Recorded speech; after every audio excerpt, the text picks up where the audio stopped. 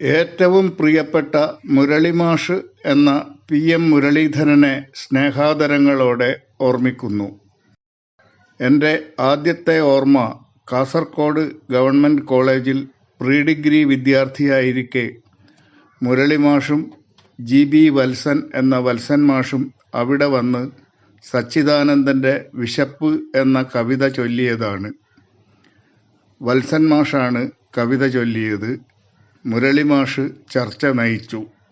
അന്ന് കാസർഗോഡ് കോളേജിലെ മലയാളം അധ്യാപകനും കഥാകൃത്തുമായിരുന്ന സി.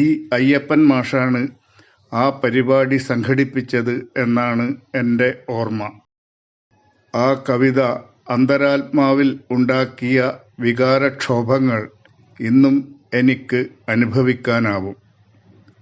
ആ കവിത എന്നെ അടിമുടി മാറ്റിത്തീർത്തു. പിന്നീട് കാസർഗോഡ് ഫിലിം സൊസൈറ്റിയിൽ അംഗമായി. ഫിലിം സൊസൈറ്റി ആപ്പീസിലും നെല്ലിക്കുന്നിലുള്ള ഖസാക്ക് എന്ന മുരളിമാഷുടെ താമസസ്ഥലത്തും നിത്യസന്ദർശകനായി.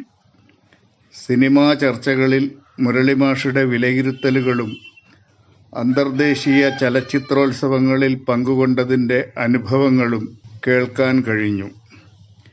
എൻ്റെ പിൽക്കാല ചലച്ചിത്രാസ്വാദന ജീവിതത്തെ അതെല്ലാം ഗുണകരമായി സ്വാധീനിച്ചിട്ടുണ്ട്. തന്നോടും മറ്റുള്ളവരോടും സത്യസന്ധനായിരുന്നു മുരളിമാഷ്. ചെയ്യുന്ന പ്രവൃത്തിയോടുള്ള പൂർണ്ണമായ അർപ്പണം, ഇടപഴകുന്നവരുമായുള്ള സ്നേഹ സാഹോദര്യം, ഇതെല്ലാം മാഷുടെ ജീവിതത്തിൽ ഉപ്പുപോലെ അലിഞ്ഞു ചേർന്നിരുന്നു. മുരളിമാഷുടെ ഭൗതിക സാന്നിധ്യം മാത്രമേ ഇല്ലാതായിട്ടുള്ളൂ. എൻ്റെ ജീവിതത്തിൽ മുരളിമാഷ് ഉപ്പുപോലെ അലിഞ്ഞു ചേർന്നിട്ടുണ്ട്. പ്രണാമം. Kasaragod film society, celebrating beyond 50. Kasaragod Film Society.